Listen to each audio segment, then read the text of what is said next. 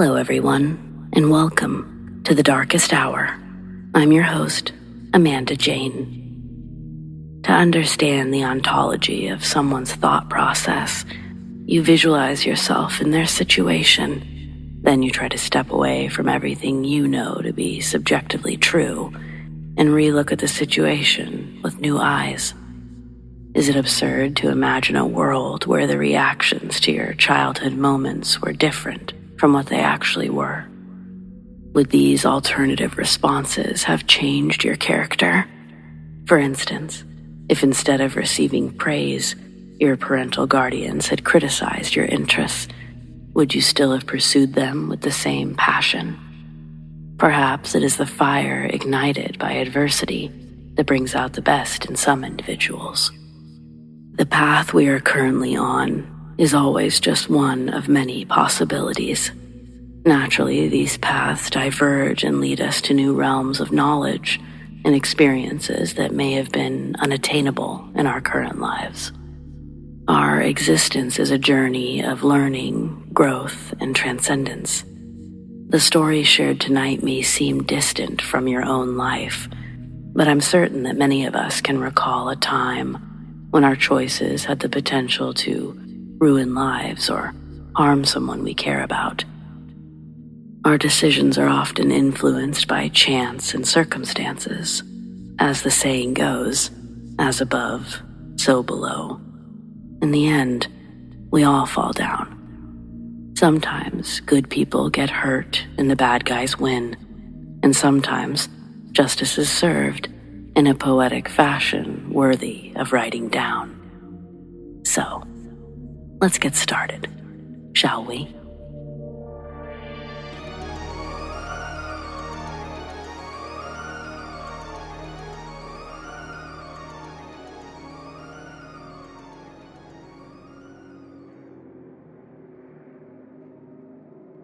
The kids of the 90s were a special bunch.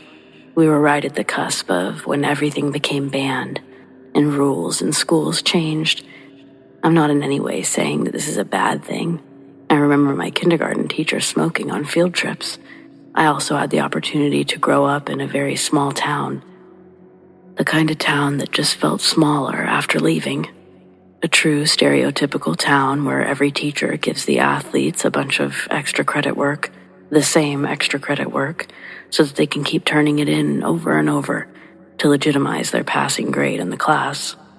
I was kind of a bully, sad to say, and I know I hurt a lot of feelings. I did say stereotypical, right? Well, since high school, I've grown from my bully ways, and I understand why I was the way I was. I'm a spiritually better person since moving away from my small town, but some of the shit that we used to get away with was wild. Though this story isn't exactly something we got away with, at least not me. This incident actually got a lot of people in trouble. Should have been way more trouble than what actually occurred, but I digress. Here we go. Some crazy shit I saw in high school back in the 90s. Our school had 2 floors. Floor 1 had a gym, commons, library. It also held the 9th and 10th grade classrooms. Upstairs held the 11th and 12th grade classrooms. These floors are connected by a handicap elevator that one exceptionally unhealthy teacher used, along with a tall set of wide concrete steps. It's technically 2 flights of steps to get to the 2nd floor. It's a tall climb that I would make multiple times every day. The 2nd floor is basically a long hallway, with classrooms and lockers on either side. At the end of the hallway is a glass exit door, and the other end is a large open space that overlooks the 1st floor commons area. Homecoming night, I'm part of the homecoming royalty. The night of our home game, we're supposed to walk out on the field during halftime, where they reveal the king and the queen. They're crowned, then we have to run off the muddy field in our nice suits and dresses, while the visiting team begins to run out onto the field and begin to warm up for the 2nd part of the game. I wasn't voted queen, but my best friend Nikki was, and that means our group's party still got the royal treatment on dance night. 6 coupons for Red Lobster, and a limo to take us from there to the dance. Trust me, for the time, this was epic. Our inflated sense of selves arrived at the dance, thinking we were movie stars or something, hopping out of the only stretch limousine the town had ever seen. The dance was at our school gym, so looking back, it makes me laugh how epic we thought all this was. Well, that's the innocent stuff. Most of the night we were able to hang out behind the scenes in the commons area. It wouldn't be until later that we'd be walked on stage and do some grand gesture, another thing we inflated into oblivion. Egos were at full capacity that night. But before all of that, before the grand royal entrance, all of us were hanging out unsupervised in our designated back area. Some of the boys were throwing a football up and down the second-floor balcony. Every so often we'd peek out at the crowd and laugh at all of the other kids having a good time, because mean. In reality, they were actually doing what they wanted to, whereas I got to see two meatheads throw a football at each other. When I heard Spice Girls come on, Nikki and I joked, pretending to know and lip-sync all of the lyrics and dance moves from the music video. Then in runs a freshman that's also on the football team, but not on homecoming court. He was sent to tell us all that we need to be ready on floor 1 in 10 minutes. He announces to the group, and the homecoming king, a slightly not sober one, I might add, looks over the banister and tells the kid to come upstairs. The kid does so, running up the tall flights of stairs to reach His Majesty. When he gets to the top, he walks over to where Nate's standing. Then Nate points a finger in the kid's direction, and he says, "Freshmen, do a dance for our enjoyment." He starts moving around along with the beat of the music through the wall.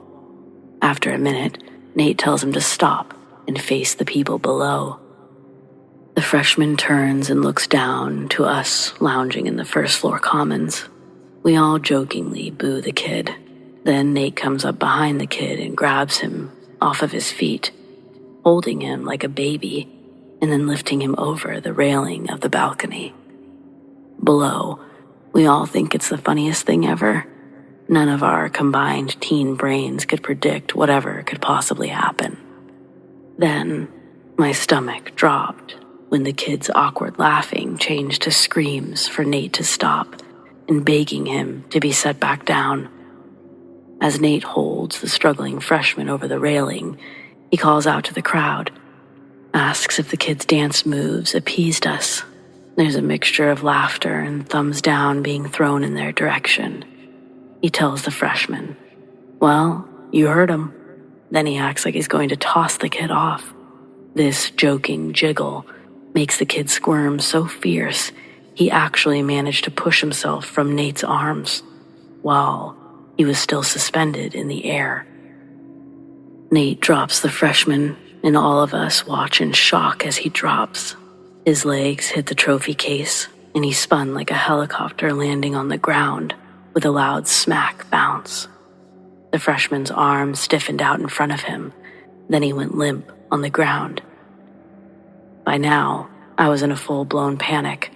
Everything happened so fast, I couldn't believe we'd just seen that. My first thought was to grab an adult, but as I see Nikki already en route, I decided to see if the kid was okay. Nate stays upstairs, looking down at what he'd just done. He keeps saying, "I didn't mean to drop him. It was an accident," over and over again. The kid was conscious, but I told him not to move. I wasn't sure if that was the right thing to do, but it's the only thing I'd ever seen any medical professional tell someone to do after a fall. Minutes after the kid's fall, teachers and chaperones are swarming the area, telling all of the kids to leave. There's an ambulance parked outside the gymnasium, and medics are running through the dance, bringing the rest of the evening's festivities to a halt. Literally, the least cool thing anyone could do, and we did it. We have to tell the medics and the principal what happened, and that night, police arrest Nate. He's out by the next day, and that Saturday morning, police were now at my door, taking me in for questioning. If the kid died, they had a murder case on their hands, and they were looking to wrap it up quickly. Homecoming King Nate told the police that I coerced him into putting the freshman in that predicament, giving the thumbs down and telling Nate, and I quote, "Drop him backwards." This obviously wasn't true. The other kids they interviewed also had stories in line with mine. But Nate was our big football star. He had a game the next week and scholarships to any college he wanted. The staff couldn't very well let him go out like this. When a few of the faculty that were chaperoning the dance were interviewed, it was mentioned that I was a troublemaker and a bully. Nate had been manipulated into fulfilling my orders to drop the child for my sadistic enjoyment. It was absolutely fucked what they pulled on me. Nate was able to walk away from this with his reputation squeaky clean. The kid survived, and it was all ruled an accident in the final report. But I was thrown to the wolves so that freshman's parents wouldn't go after the school any further. They wanted blood for their child, and I was chosen for the chopping block. I wasn't allowed to attend my graduation, and with bullying and hazing on my records, the few colleges I had wanted to attend all turned down my letters of interest I'd written in hopes they'd overlook those red-inked words. One college, last on my list, and probably last on a bunch of lists. They let me in, but the sororities saw me as a risky pledge, and I had to live in a dorm the year and a half I attended. Here I am in my 40s, and still a bit bitter about Nate, but I do have a bit of knowledge that allowed me to accept the balance of the world and move on. Plus, I got myself a whole new group of friends, a whole new outlook on life after this whole thing happened. I was determined to be nothing like I was, and to make sure the company I keep reflects my own values, and so on. That's what growing up is about. It's just that hopefully you learn it without seriously injuring another human.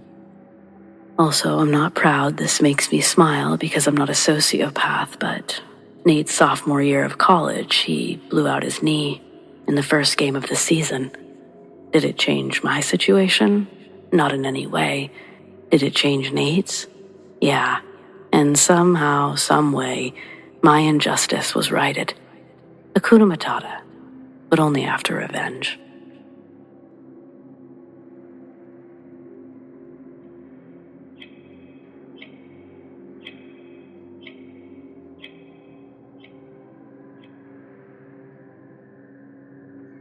I was 13 years old.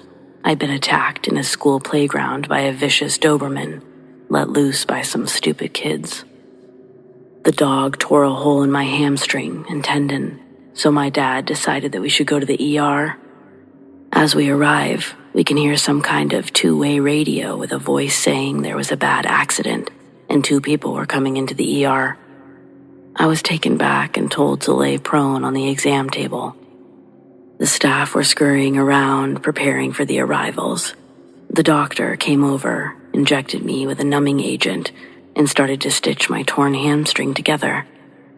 Suddenly, with a bang, the ER doors fly open, and I can see one person being transferred and wheeled into a space next to me. The doctor made his apologies and ran over to help him. I couldn't make out the gender because of the amount of blood. Wasn't even sure there was a head. I couldn't even tell where the head was supposed to be. For the next 30 minutes, they worked on this poor soul, with CPR, trying to shock him to life. The curtain was not pulled across, and I witnessed the whole gruesome mess. I could smell burning flesh. After some time, I heard the eerie tone of a flatline, just like in the movies. Mind you, I'm 13, but my mom was a nurse. I'd seen quite a bit for a kid. Still, I was horrified. There was a fresh, dead person next to me. The doctor and nurses received the next patient and worked on them with success in the space to my right. I think they lived.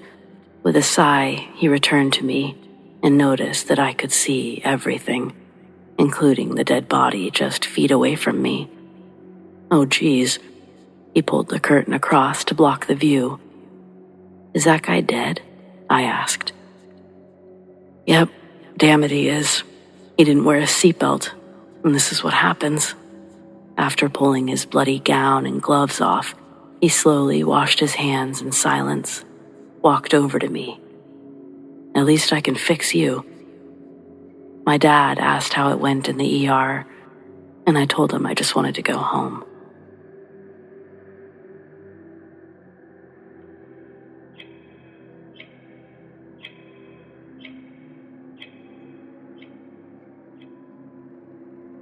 On my 21st birthday, me and my friends drove from the San Francisco Bay Area up to Petaluma, California, which is in the North Bay Area. After driving for about an hour, we got to a house party that a friend of a friend had told us about. I was the designated driver. Ironic, I know, since it was my 21st birthday, but I just kind of stood by my friends as they struck up conversation with other party people. At about 11:30, the party was in full swing, and there may or may not have been people with or without their shirts on, and possibly some illegal substances. But I don't know that for sure. Me and one of my friends went onto the front porch to escape the large crowd and just chat. The house was in a really nice neighborhood, and I figured the hostess' parents must have been really well off. As my friend smoked a cigarette, the hostess of the party came out front and asked my friend for a cigarette. He said, "I don't have any left, I'm sorry." She replied with, "Well, it's my house and I don't believe you. Just give me one." He tells her again that it's his last one. He doesn't have any more to give her. At this point, she called him a few derogatory names and slammed the door, retreating back into the house, defeated. About 10 minutes later, my friend and I were still outside. We were talking about leaving because the drive was over an hour. My friend was leaning back against the front door, and I was a few feet away facing him. Abruptly, the door opened, and the hostess jumped onto his back and plunged a 6-inch steak knife into his throat and withdrew it just as quickly. She fell off of him and started screaming. He staggered towards me and collapsed to the ground, blood flowing out of his throat like a fountain. I grabbed him by his arms and, without thinking, I dragged him to my car and lifted him into the passenger seat. I screamed for help, but no one came. I put pressure on my now extremely pale and lifeless friend's wound and proceeded to speed away from the house, desperately looking for a hospital sign, pre-smartphone era. As I did 100 miles an hour down a boulevard that had a speed limit of 35, my eyes desperately looked for a clue, but nothing was showing as a sign towards a hospital. Just when I thought all hope was lost, I saw a sign and turned in towards the ER entrance.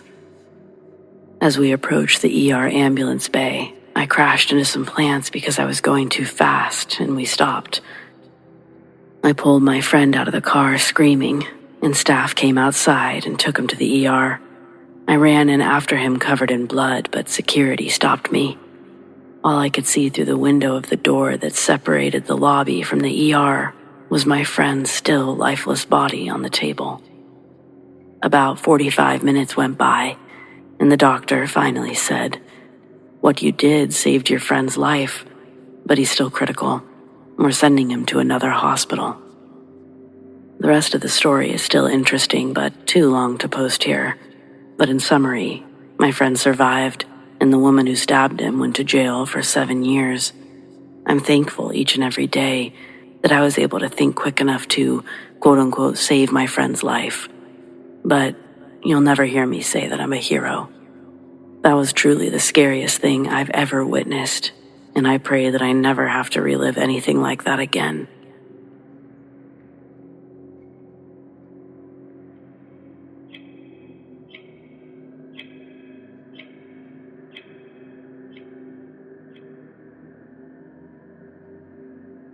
I don't know if this constitutes as a wild AA story, but I wouldn't have it if it weren't for AA, so here goes. Obviously, names have been changed. Attending my Thursday meetings, there were a few regulars that I got to know. Gail was an older woman with box-dyed black hair and a different Slipknot shirt for every day of the week. In her 20s, she was selling sex and drugs for a local biker gang in Nevada. Some of the stories that she'd shared at our meetings would make even the most hardened addicts blush. If Gail could live her insane life and turn it around, there was hope for any of us that walked through those doors. No matter how down and out they were, Gail probably had a story just a little bit worse, just a little more tragic. I know she was probably a raging narcissist, right? That's what I thought too. But she had receipts to back up every claim. Knife wounds, bullet wounds, a criminal rap sheet, and a scar on her leg she received from a branding iron that looked like an X with a half circle around it. She was the real deal, and man, could she tell a good story. Gail, despite her abrasive presence, still managed to have the brightest, most welcoming presence in the room. I looked forward to attending meetings because I enjoyed listening to her speak. She made you feel warm, even in the wintertime. However, the stories she would share during our smoke breaks were some of my favorites. She didn't have to hold back then. She could glorify these experiences all she wanted, and she had some insane experiences. Not just from when she was using, but from the days that she was sober and still working the streets. The story I'm sharing isn't one of Gail's trials and triumphs. It wasn't even one that she told everyone in a meeting. It was one of those coveted outside smoking a cigarette stories. And this time, she was telling me about her days as a high-class escort in Vegas. She was one of 3 girls that the bikers would present to only their top clients. Millionaires with drug habits, celebrities, or mafia men, rich evangelical preachers with mega churches in Texas. Gail made bank doing what she did, and she was treated nicely as well. Clients paying in the thousands aren't usually the type to be violent. It also helped that she was driven to the location and picked up by a black Escalade filled with gang members waiting in the parking lot, an added fee for both Gail's and the client's safety. They would remain completely undisturbed unless Gail gave the signal from the window of the hotel. There was always the risk that they could kill her before the gang made it up to the room, but Gail never worried about the small stuff like that. One day her pimp gathers the girls together and asks if any of them could pass a drug test right now. Gail's the only one that raises her hand. She just so happened to have lost custody of her kid and had to be clean for 6 months before she could fight the courts to get him back. The kid's story, now that was a sad one that she did share in a meeting. Gail relapsed before she could regain custody of her son, and he'd be shipped off to his uncle with cancer in Baltimore. Yeah, don't worry, I'm not going to keep going on that one. Let's just say something happens and her son never makes it to Baltimore, and Gail enters the darkest period of her life. But again, rewind, sorry. Gail must have affected me more than I knew. Maybe after this I'll write her memoir, but for now, I came to tell you the story and I'll get back to it. Pretend you hear the sound of a VHS tape rewinding. Gail, a young, bubbly, high-dollar escort, the only hooker with a raised hand after her pimp Travis asks if there's any recent drug use. She was clean for 3 months. Travis takes Gail out and dresses her in the nicest things, gets her hair and nails done, a new pair of heels for her client that night. She's told that he's an international visitor from Europe, that he insists on his escorts being narcotic-free. She'd be meeting him in a suite at the top of the Flamingo. When the elevator doors opened up, Gail saw 2 security guards standing outside the door. Apparently, they were almost as tall as the door they were guarding. From the way their clothing hung, it was clear they weren't adorned with bulging muscles, like the regular goons Gail was used to seeing. But the 2 men standing there were equally menacing in their own right. Both wore matching black suits, dark circular sunglasses, and bowler hats. Neither of the men say a word to her as she exits the elevator. They stay completely silent as Gail's frisked, and every pocket and crevice she has is checked. Then, one security guard beeped the walkie-talkie on his shoulder twice, and the suite doors opened up. Gail's seen close to every penthouse suite, rooftop mansion golf course luxury Las Vegas can offer. It wasn't the suite that had her stumbling on her heels when she walked inside the double doors. In the living room area, the couch had been slid up against the wall, and the large, thick rug that was usually under the couch was rolled up in the corner as well.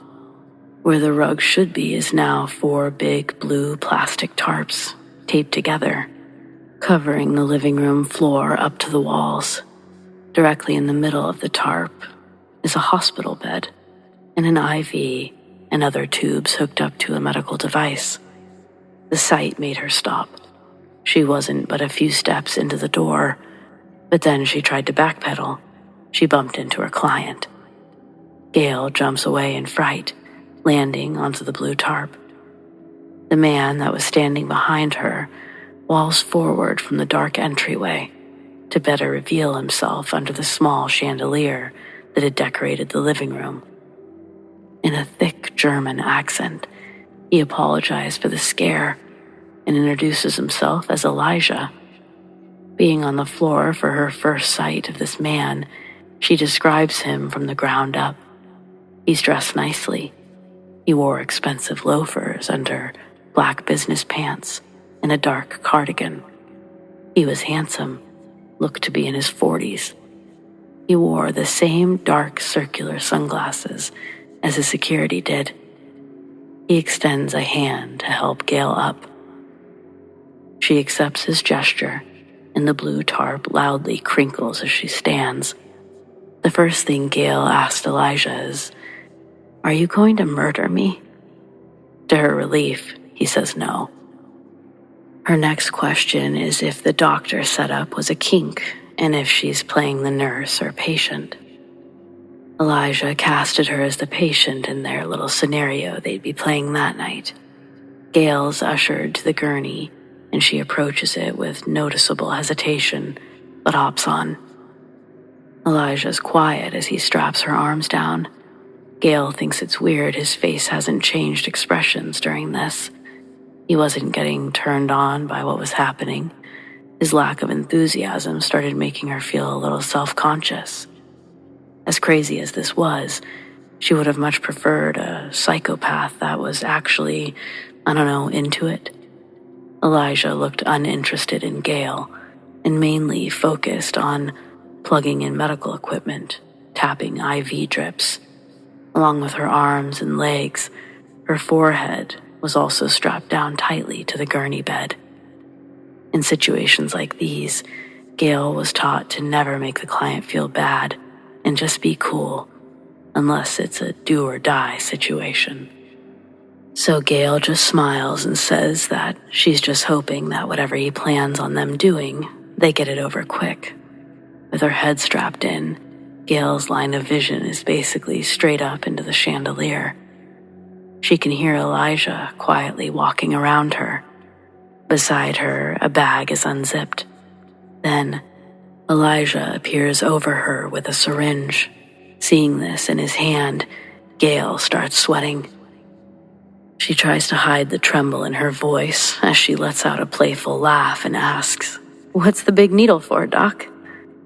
Elijah responds and finally tells her what exactly he had planned for the night. He tells Gail that the needles are to extract blood from the jugular vein in her neck. Tears grew in her eyes. Gail knew that she was completely helpless. "Why?" she asks. Elijah tells her, no more talking. It will wiggle the needle once it's in her throat. Then a poke of pain radiates into Gail's neck and down her shoulder. She can feel the needles gone under her skin, jabbed into her neck with lightning accuracy. A scream builds up in her chest, but Gail knows if she screams, the needle could possibly go deeper into her neck and do more damage. She didn't know what she was hooked up to. All she could see was the chandelier above her. A machine near her head starts beeping and buzzing. Gail can feel the blood being pulled from her veins. Her shoulder muscles begin to ache. Soon she starts to feel overwhelmingly woozy. Gail tells Elijah, "You're taking too much blood. Please, I think I'm dying. In her blurry vision, she can see Elijah appear over her again. He tells her she's not dying. He's not taking all of her blood. Through her growing headache, Gail can barely manage the pain. The straps make it impossible to squirm, and she's grinding her teeth until one of her molars breaks in her mouth. Eventually, it's all too much, and Gail blacks out. When she wakes up, her setting is completely different from what she remembered. She's disoriented, especially when she finds herself in a real bed this time, still in the suite at the Flamingo. Now awake, lying in the bedroom. Gail was weak from the loss of blood, and she was shocked to see only an hour had passed since she'd arrived. Elijah was standing underneath the doorframe of the room, staring at Gail, waiting for her to wake up. Under the covers, she pats her body. Aside from her shoes being removed, she was fully clothed. The bed was comfortable and clean. Elijah, seeing that she's up, quickly leaves the doorway and returns with a platter in his hands. He tells Gail, "You're going to like this." The fog wears off and reality sets back in. Where she is, what's going on. Again, it brings her to tears. When Elijah approaches the bed with the platter, she can hear metal sliding around, echoing in the dome container. He sets the platter on her lap, removes the lid to show a plate with 3 large chocolate chip and banana pancakes. The metal that she heard clinking around was a fork and knife. Gail says that they were the best pancakes she's ever had. Elijah leaves her to eat alone in the bedroom. When she's done, Gail gets out of bed, still weak, but able to stand on her own without holding a wall. As Gail exits the bedroom, Elijah's nowhere to be found.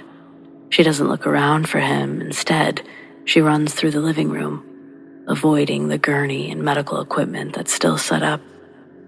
When Gail gets to the entryway, she grabs her purse and runs out the suite doors. She didn't turn around until she reached the elevator, and when she did look to see if anyone was after her, she saw that the security guards were also vacant from the hallway. The elevator doors closed. Next time they opened was in the lobby of the Flamingo. As the doors slid aside, she was met with the noise and chatter of the gaming floor. She tried to walk with as much composure as she had, as to receive the least amount of attention as possible. There were no mirrors in the bedroom. She had no clue what her appearance was like as she re-entered the public. Getting outside, she hurried to the parking lot where her ride was waiting. When she got in, she locked the doors and broke down in tears again. The men in the car asked what happened, preparing to go back up there. Gail tells them everything that happened, including the pancakes. One of the men still thinks that Elijah needs to be threatened, but Travis, who's sitting next to Gail in the back seat, tells the men to shut up. Then he tells the other man to drive. During the drive home, Gail feels a hole in her neck. It's tender to the touch. She asks Travis who those people were at the Flamingo, showing him the puncture wound. Everyone's quiet in the truck as they listened for Travis to answer. He'd been the point of contact for this arrangement. Travis inhaled. He knew in the truck with him were 3 of his closest confidants. Not to sound crude, but to use proper terminology when I say Gail was Travis's bottom bitch, his main girl. He owed it to her to tell the truth. Travis starts by explaining how he met the German client selling guns. Elijah contacted him later, telling Travis that he was coming to the States for a few days to personally pick up the guns, along with a leisure visit to gamble. He then makes one more request of Travis before disconnecting the call, asking Travis if any of his escorts have clean blood and that he'll pay high dollar for one. Needless to say, Travis is a bit taken aback by the question. Elijah can sense it on the phone, and he quickly follows it up by saying, "I'm not going to kill the girl. I'm not a sadist. Warm blood is a refreshing change from the sealed packs they bring while traveling. The man in the front passenger seat asks, "What does that mean?" And Travis says, "Elijah drinks the blood." Gail asks why, and he says he doesn't know. All he knows is that he was paying over $1,000 for a pint of her blood. He looks at Gail, and trying to be sweet, he says, "I didn't know anything else other than you were going to be okay in the end, and that's what's the most important part." "Sure, Travis, sure." Well, fast forward to the present or later. A month after the Flamingo, Gail relapses, gets picked up by the cops, turns informant, and sends a couple members of the biker gang to jail. Then she moves to where she is now, far, far away from Las Vegas.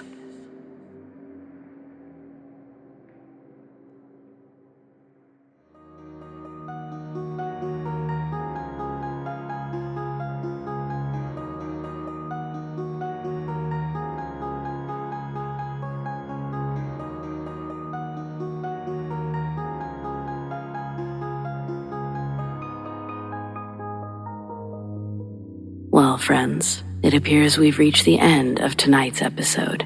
Thanks for joining me. Whether it's your first time or you're a regular, your support means the world over here. We've got brand new episodes every Friday night. Keep those eyes open long enough for those deep sleep videos. And of course, double features. Subscribe, tap the bell, and you'll never miss a thing. Big thanks to those who shared their stories, and a huge shout out to all of our patrons, whom we appreciate so very much. Tracy S, Tamara K, Monica L, ZoeWatt, Chelle B, Donald C, The Dark Cosmos, Marion T, Rat Girl, Alisha S, Erin G, Nikki H, Mr. Revenant, Naz K, Brendon G, Paul T, Nicholas C, Lissane, Arlene F, Adrienne, and TF Parham. If you want to support the Darkest Hour in other ways, consider joining our Patreon, patreon.com/thedarkesthour, or click the link in the description to learn more. Do you have stories like these? I'd love to share them. Send them to me, amandadarkesthour@gmail.com, or on the Darkest Hour subreddit. The Darkest Hour, YT. Stay spooky.